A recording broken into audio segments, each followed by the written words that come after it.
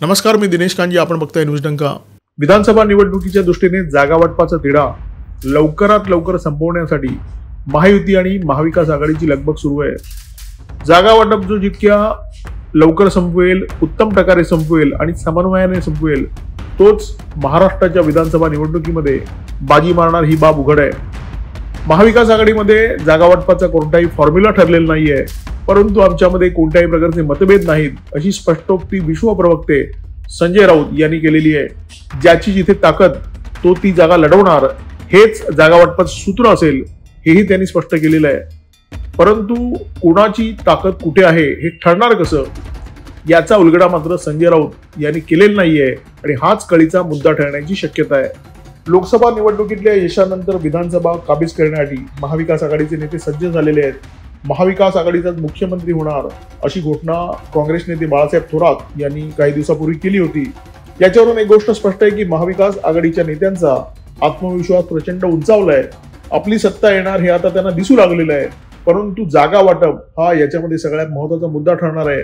जागा वाटपाच्या मुद्द्यामध्ये जर पेच निर्माण झाले तर महाविकास आघाडीचा सत्तेच्या दिशेने जाणारा मार्ग रोखला जाणार याची दाट शक्यता आहे. महाविकास आघाडीच्या नेत्यांनी जागा वाटपाचा फॉर्म्युला निश्चित केलेला आहे. 100-100-84 या फॉर्म्युलावर एकमत झालेलं आहे. अशा प्रकारची चर्चा गेले 2 दिवस सुरू होती, परंतु याच्यामध्ये फार तथ्य नाहीये. ही बाब संजय राऊतांच्या विधानामुळे स्पष्ट झालेली आहे. अशा प्रकारचा कोणताही फॉर्म्युला ठरलेला नाहीये, परंतु आमच्यामध्ये कोणतेही मतभेद नाहीत, असं संजय राऊत म्हणाले आहेत. संजय राऊतांच्या विधानाचा अर्थ स्पष्ट आहे. फक्त 100 जागा घेऊन निवडणुका लढवायला उबाटा शिवसेना तयार नाहीये. उबाटा शिवसेनेला 100 पेक्षा जास्त जागा हव्या आहेत.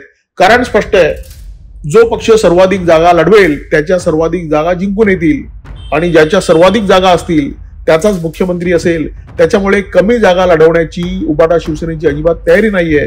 संजय राऊतांचं विधान त्या दृष्टीने खूप महत्वाचं आहे. विधानसभा निवडणुकीच्या पूर्वी मुख्यमंत्री पदाचा चेहरा जाहीर करा, अशी मागणी पक्षप्रमुख उद्धव ठाकरे यांनी केली. उबाटा शिवसेनेच्या अन्य नेत्यांनी केली.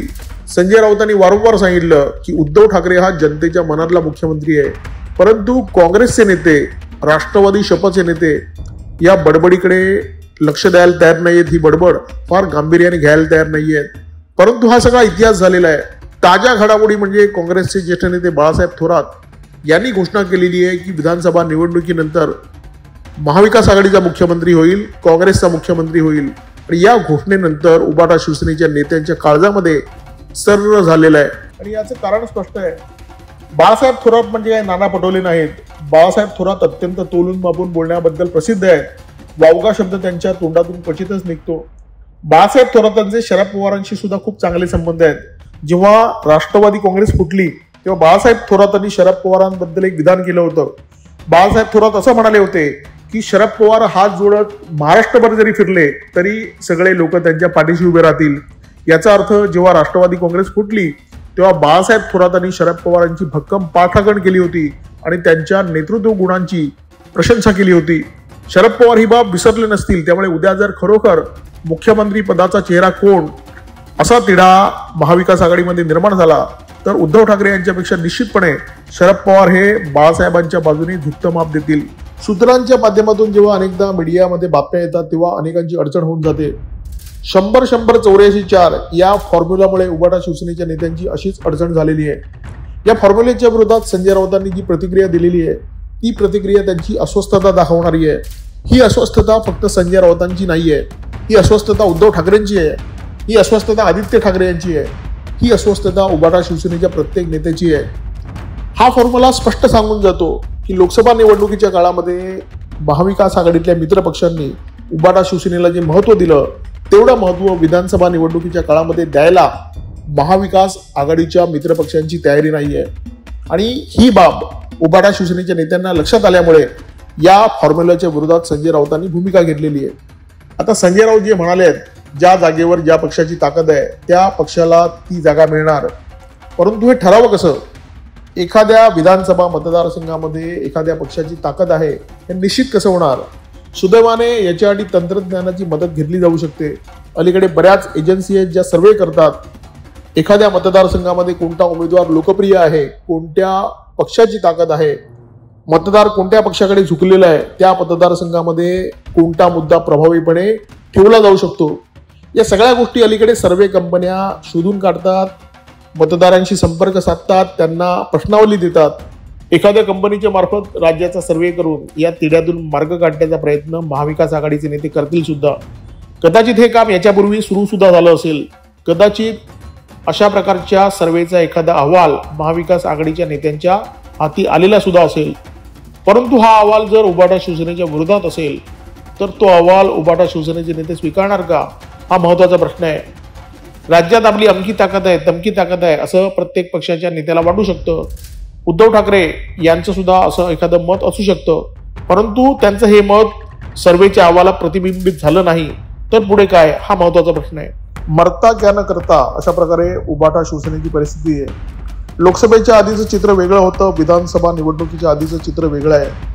त्यामुळे कितीही खळखळ केली, कितीही त्रागा केला तरी काँग्रेसच्या मनात जे असेल तेवढंच उबाटा शिवसेनेला मिळेल अशा प्रकारची स्थिती आहे. लोकसभा निवडणुकीच्या आधी काँग्रेसला गरज होती, त्यामुळे सोनिया गांधी, राहुल गांधी यांनी फार ताणून धरलं नाही. उबाटा शिवसेनेला जेवढ्या जागा हव्या होत्या तेवढ्या जागा देण्यात आल्या. परंतु आता परिस्थिती बदलली आहे. आता काँग्रेसचा आत्मविश्वास प्रचंड वाढलेला आहे, दुणावलेला आहे आणि उबाटा शिवसेनेचा आत्मविश्वास खालावलेला आहे. अशा परिस्थितीमध्ये उबाटा शिवसेनेच्या हाती फारसं काही उरलेलं नाही आहे. त्यांना जे मिळेल त्याच्यावर समाधान मानावं लागणार अशा प्रकारची स्थिती दिसते, अशा प्रकारचं चित्र दिसतंय.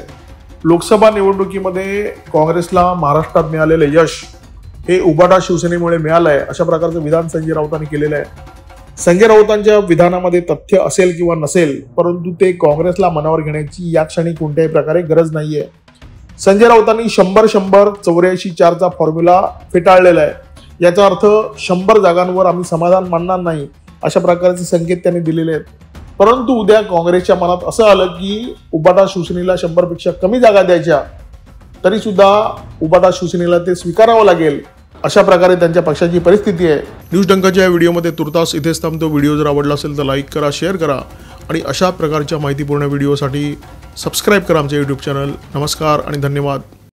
आमचा व्हिडिओ जास्तीत जास्त लाईक करा, शेअर करा आणि आमचं यूट्यूब चॅनल सबस्क्राईब करा. धन्यवाद.